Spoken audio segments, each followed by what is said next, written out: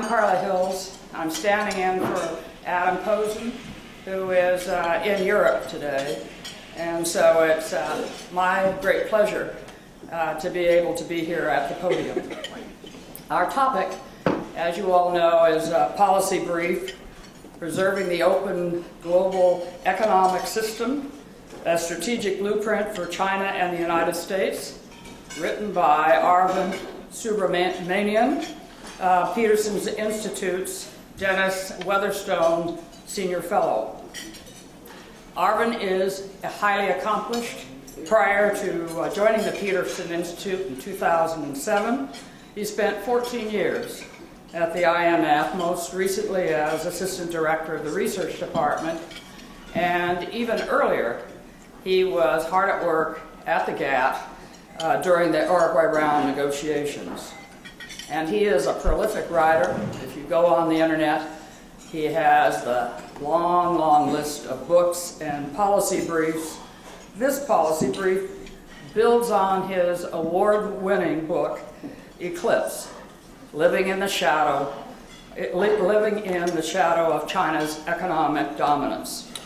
And Arvind's concern is that our bilateral and regional agreements are eroding our multilateral institutions, the World Trade Organization, the International Monetary Fund, and the World Bank. And his remedy is for the United States and the Chinese government to strike deals in the areas of currency, finance, and trade, whereby the United States would relinquish some of its power to China, and China would assume a greater amount of responsibility.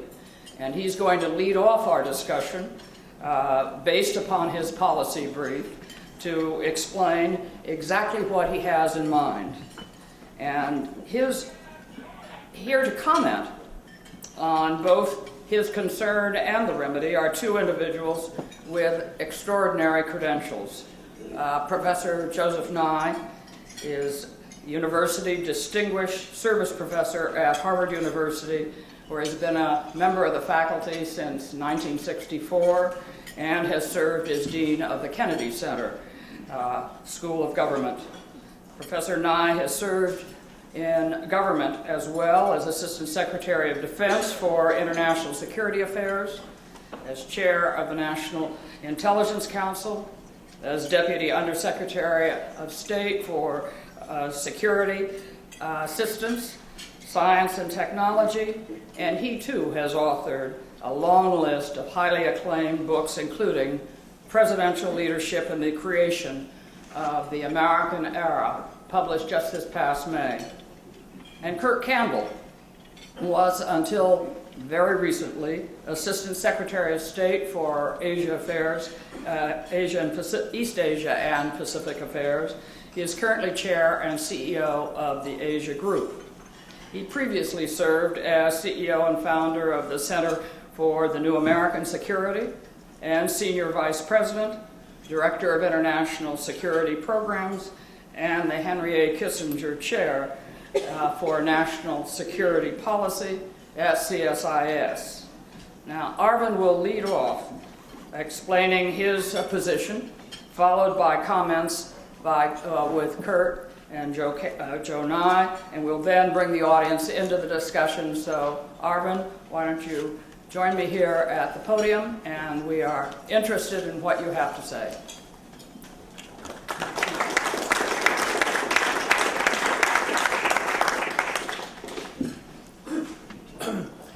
Thank you very much, Carla. Thanks to everyone for coming here. We've just finished, we just had the Sunnyland Summit, so perhaps timing-wise this should have been held a week before, but this is, as my good friend Steve says, this is just the beginning of a long, long relationship, which is going to be with us for many years. So I think this is a topic that deserves a lot of attention, perhaps less than it has deserved recently. So I want to begin by saying that I feel very much an interloper in this, in the midst of serious IR people like both theoreticians and practitioners like Joe and Kurt. I feel I'm a little bit above my pay grade here. And that's why I want to begin by saying that this topic, I'm going to focus on the economic dimensions of this strategic relationship. And in some ways, I think it's a complement really to what happened at Sunnylands, because a lot of the focus there was indeed on cyber espionage and cyber security. And I think there is this whole other complementary dimension to the relationship, or complementary aspect, which I'm going to focus on. And one way of kind of segueing into this is, of course, a lot of the discussion leading in the last 6 to 8 months was centered around this Thucydides trap, which Joe and Graham Allison have written about. And that, of course, applies a lot to the security and the political realm. And I want to argue that there is a counterpart challenge to the Thucydides trap, which I call the Kindleberger conundrum, which is really, how do you maintain and sustain this open economic system? That was the legacy of the United States after World War II, in a way that actually mirrors the famous line that Charlie Kindleberger had, that the interwar years we had this big problem because we had the UK, which was increasingly unable to shoulder the burdens of leadership, and the US had retreated, was unwilling to do so, and we had this vacuum which led to all the horrors in the 30s and 40s. So similarly, I think there is a parallel here. And the parallel can be summarized as following. You do have a status quo power, which is not weakened, but is increasingly unable to lead, while the rising precocious power is unable or unwilling to lead. And it's important to recognize that this is a structural problem, because as the supply of leadership from the US declines, the shortfall cannot be met by this precocious power, for the simple reason that the power is, China is a unique power. It's not going to be amongst the richest like the previous two powers. So its kind of focus trade-off between domestic challenges and international will always be an issue. So its ability and willingness to supply international leadership will fall short structurally. So what do we do about this? And what I want to explore today and in the brief is there a grand power for purpose bargain that the US can strike with China? And essentially this would involve the US giving up power in existing multilateral structures, multilateral institutions, and in return, China stake in and hence incentive to preserve this open system will be reinforced and enhanced. So I want to spend the rest of my time talking about why this might make sense for the US and China, and to give it a little bit of flesh, what the kind of contents of this power for purpose bargain should be. I want to make clear one thing, I feel I am in the lion's den of the US foreign policy establishment. I'm an outsider. And a lot of the focus here has been, I think there's a general consensus on what China needs to do to fulfill its side of the bargain, much less attention with, if I may say so, a self-satisfied American foreign policy establishment about what the US needs to do to make China, if in some ways, the responsible stakeholder. So that's what I'm going to spend the rest of my time doing. But before I do so, there is a relevant question to be asked. Why the fuss? Because if I'd been presenting this about a year and a half ago when I did present my book, things looked very different. But now there is a kind of new modified narrative, which is America is back. So the shift in economic dominance that I had in my book was overstated. The US recovery is back. China is growing slower. So what is this economic dominance we're talking about in the first place? Point number two, the US still retains considerable power. Whether you talk about the Fed lending money to Europe and emerging market countries to these crises, whether you talk about a return to the dollar in the aftermath of the crisis as the safe haven currency, or whether you talk about American explicit reassertion of power by way of initiating the Trans-Pacific Partnership and TTP, the US still seems to have a lot of power. Moreover, I think the notion that it's all conflict is also somewhat exaggerated, because while this conflict, the US and China do also cooperate quite extensively in the economic sphere. Number of examples. They still litigate against each other in the WTO and abide by its rules broadly. Surprisingly, China was really happy to go along with Kim Jim and Christine Lagarde. Almost with unseemly haste, they supported the US and European candidates for this. So, which is surprising, despite the fact that they were very good emerging market candidates. For all the rhetoric about, BRIC power and emerging market power, China fell in line. And so, so the question is, what's the fuss? And I would argue that, these cyclical changes do not detract from or take away from the fact that there is this secular challenge.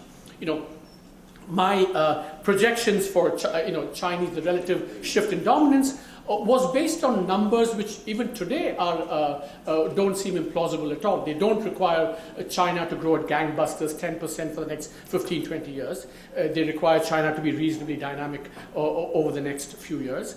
And just to remind ourselves, it's the largest economy in PPP dollars. It's the largest trader. It's been, the way I calculated, the largest net creditor. The US is the largest net debtor. It's the largest emitter. And we find increasing signs in some recent work that the renminbi has displaced the dollar as the reference currency in East Asia. So there is this structural thing still in place, which, and of course, over the next 15, 20 years, China will pull away. And of course, whenever you talk about power, you have to say, I am talking not about the soft power that Joe quite rightly emphasizes here. I'm talking about, the currency of hard power here. And we can get into those discussions later. So against this backdrop, the Kindleberger conundrum, I think, remains very much valid. And it remains the case that there is a narrative of mutual distrust between the two countries. If you read David Shambaug's book, for example, strong Chinese perception that the US wrote the rules of the international order. It occasionally also rigged them in its favor. And so it's not obvious that China buys into this. And from the other side, the US side, of course, the distrust is based on the fact that China takes advantage of the openness of the rest of the world while being relatively closed itself and not contributing enough. And I would in fact argue that there is kind of a low-grade and indirect economic skirmishing going on between the two countries. The US has undertaken the TPP and the TPP. It's dragging its feet on IMF reform. And China, in response to some of these things, is kind of floated the idea of the BRICS Bank, and it's pursuing its own regional agreement in the form of the RCEP, in part to parry American forays in East Asia. So there is this low-grade skirmishing going on, which I think we should not be unaware of or ignore. So then the question is, how do we, overcome or address the Kindleberger conundrum? How do we make this a kind of win-win or a more cooperative relationship for the good of the world? So let's talk about what China should do. I can say my colleague Bob Zoellick had this famous expression that China should become a responsible stakeholder, and I think there is a sense in which we all really still don't understand what China's vision is for the rest of for the economic system, whether it really buys into the liberal order that the US created, whether it does not buy into them because it has problems with the content or just because it didn't create them itself, all these issues. And I think the Chinese have to take on this responsible stakeholdership, in part because, this is the dilemma of the precocious superpower. It does not have the luxury of waiting for another 20, 30 years before, because whatever it does, it affects the rest of the world. It's just become too big to ignore. And so my main argument for why responsible stakeholdership, and this has been said by many people often, but I'm just, framing it in a different way, which is that I think that China should take on leadership in the economic realm as self-interested insurance against external threats to its development. And just to name three big threats: financial instability, the threat that markets overseas might close down, what I call market access instability, and of course the environment and resources scarcity/instability. These are serious and tangible threats to China's economic development, and China needs to take insurance against them. And moreover, why responsible stakeholdership? In some ways, there is a broad coincidence of interest between what China needs to do domestically and what outsiders want China to do. If you believe my colleague, which I do wholeheartedly, what China needs to do in terms of rebalancing, I think the agenda for rebalancing is almost an agenda that could have been written by the US Chamber of Commerce in Washington, D.C. There is a kind of broad coincidence here. And just to give some flesh to this, it needs to strengthen the IMF as insurance against global financial instability, because we saw in 2008 that when we had this crisis, about 20 to 40 million Chinese people were potentially affected. And you know, the IMF needs to be bigger because there's been a tectonic shift. Rich countries have become debtors. And my colleagues, including Ted Truman, have argued that, you know, we might need a substantially bigger IMF. Nancy Birdsall here has also argued that. And the question is, the US will be increasingly unable to provide these resources, and so China must take the lead by contributing to the larger IMF, because in the event of global instability, it's going to come back and bite China, so China is basically taking insurance against them. Now, in terms of revitalizing the trading system, I think some of us, I certainly don't underestimate the potential for protectionism in the United States because of what I call the beleaguered middle class problem. Whenever I go to China and make this kind of presentation, I put up this stellar list of people and I say, what's common to all of them? Paul Samuelson, Paul Krugman, Michael Spence, 3 Nobel Prize winners, Larry Summers, Alan Blinder, again, huge economic intellectuals. And what is common to all of them? All of them have expressed misgivings about the impact of globalization on the United States. Montek Ahluwalia says this is a kind of intellectual climate change that's happened, and if economic circumstances, especially the middle class problem, doesn't. I just should say that these are not insular protectionists. These are liberal international cosmopolitans who have yet, thought it right to or appropriate to talk about the impact of globalization. So I think many of China's actions raise trade concerns for not just for industrial countries but for other developing countries as well. I strongly believe the Chinese exchange rate policy is bad, not because of my colleague Joe Gagnon's calculations necessarily, but because of what I think it's done to industrialization in large parts of the emerging world. So again here, China needs to contribute to this openness to fend off the threat or to take insurance against the threat that in future markets might not be as open as China needs them to be for its own economic development. Similarly, on climate change, I have a book with my colleague Aditya Mattu, which has just been published by the Center for Global Development, where the main point we make there is that there needs to be a reversal of who takes leadership for climate change cooperation. If you think about it, the costs of climate change are in fact much greater for China and emerging market countries than the United States. I often say that the nightmare is not if the West pushes China and India to do more on climate change. The nightmare is they ask them to do nothing at all, because that could serve as an excuse for inaction by the United States itself. So I think there is a good case to be made that, again, China needs to initiate this cooperation as a way, again, of getting the cooperation going and preventing an outcome that could be really adverse for China itself. And there are heartening, I think, signs here. One could make the case that China, in fact, is making more strides in pricing carbon than even the United States. So this is by way of what China needs to do. But I want to focus on what the US needs to do to some extent. And my point is that what the US should do is empower, not contain.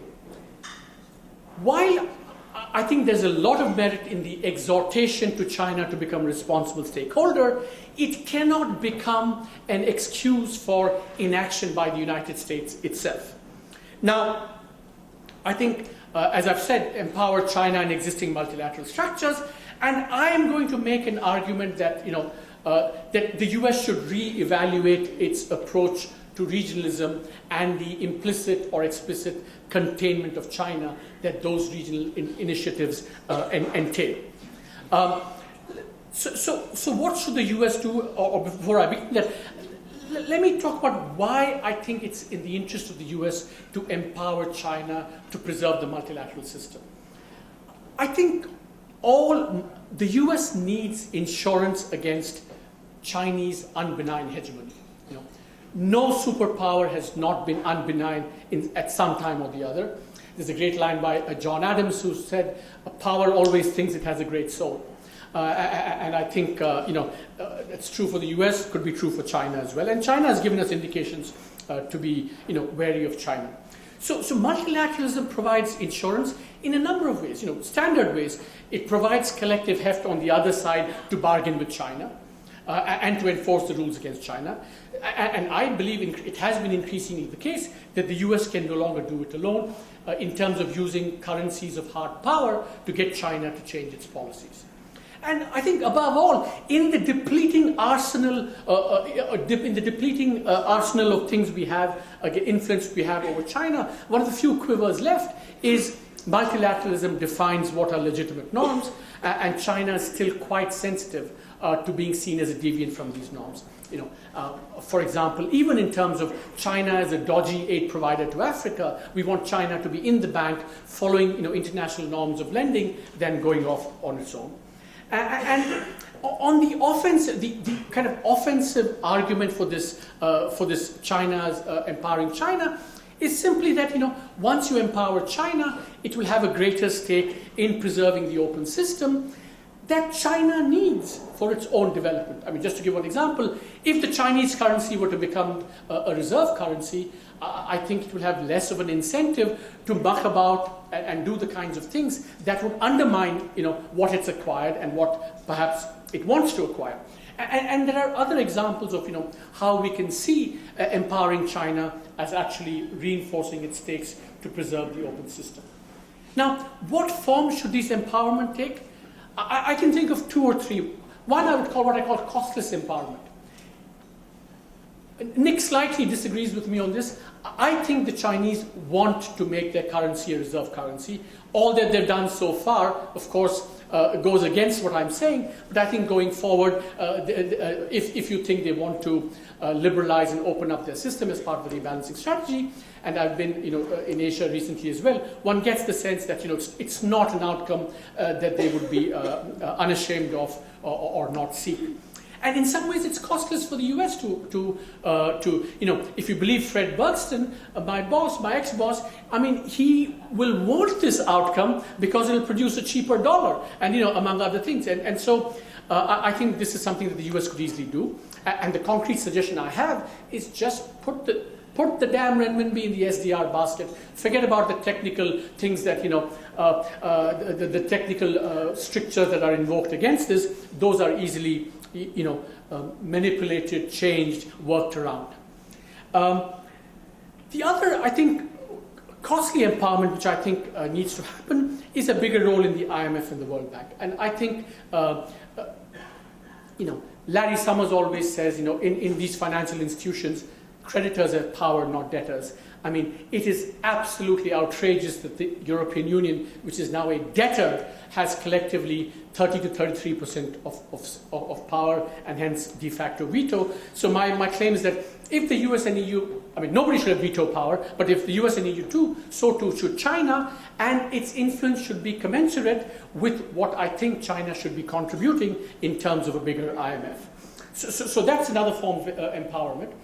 And now we get into, the more tricky, I would say, the kind of part of the argument where I was more confident, 3 months ago than I am now. And let me spell out the argument. So part of my thing is to empower them in multilateral structures, do not, undermine them or contain them by doing these regional initiatives. So I want to spend just a minute on what I think are the risks of something like the TPP. And the way I think about it is that I have a slightly cynical view of the TPP from the US point of view. I mean, I think the TPP is a lot about the US wanting asymmetric liberalization. The US relatively open economy is unable or unwilling to, actually engage in serious mercantilist negotiations where it has to give up by way of opening up its economy. Much more difficult. So TPP is asymmetric liberalization, so it's fantastic for the US. Now, the question is, and the US also has a mindset, or many people do, that this is kind of competitive liberalization. And in the kind of Bergsten-Zellick model of the world, competitive liberalization works, and it's good because eventually it leads to everyone opening up. I think the problem with that is that was suited for a world where the guy on the other side, or the country on the other side, was anyone but China. With China, I think it's a different dynamic altogether. So let me play out three possibilities. Scenario one, TPP as open regionalism. That essentially what the US says is that we're opening up, but we don't want to exclude anyone. China, at any point, can come in and participate or sign.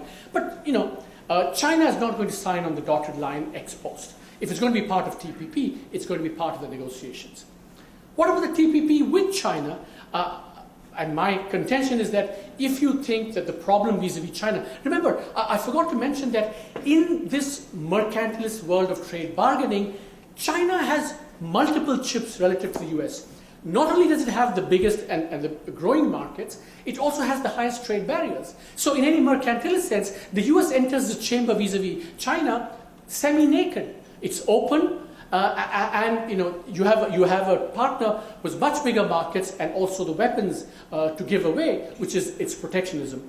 So if you think that is the essential dynamic vis-a-vis China, and that's why the US does not have influence over China, then why not have on the other side of the table not just Vietnam and Japan, but also Brazil, EU, Japan, and India? Scenario three, TPP as hostile regionalism. I mean, the Chinese certainly are interpreting it this way, and I think Joe has also written about this. So the question is, what happens if they retaliate via something like an RCEP? Do we get into a fragmented world? And sometimes I cynically think that TPP, the aim of the TPP, is not to have China part of the TPP. Because it makes, because once China comes in, it's no longer this asymmetric bargaining dynamic that the US wants, and therefore, and also it might be more difficult to sell in Congress, because as Fred Bergsten has always reminded us, you sell these big trade deals on foreign policy grounds, and not having China in and selling TPP as a hedge against China, the famous pivot to Asia that Kurt and others have worked on, is the kind of selling point here. So, having said this, I want to come, my last slide is this. I have a broader proposition to put on the table. Is US politics unfit for this new world of multilateralism that I'm talking about? Or is it handicapped? And the specific question I have is the structure of US domestic political institutions, where Congress still retains considerable power on international economic matters, is this a handicap? Now, remember, in the old world where US had influence, it was perfect for the US to have an insular protectionist Congress, because the administration could play the good cop, bad cop routine. Please open up your markets for intellectual property, which I witnessed. Carla is witness to that. Because if you don't, you have Section 301 that Congress has passed, which will hit you. And that was a credible threat, and it worked very well because the US had power and trading partners had to listen. But now, when the balance of power has shifted, I think that dynamic doesn't work. There's a risk that the partners say, well, all fine, we just do what we want to do. And one example I want to mention here is that it took the administration 4 years to send IMF legislation to Congress, and we still don't know when it's going to pass. Not clear. But in some ways, if you think about it, the world cares less about this. We're going to move on. China might create a BRICS bank, Chiang Mai initiative. So it is a problem for the US to engage internationally because of this change in power, continuing authority for Congress. Is a question that I want to raise here, and many of you experts more than me on this one.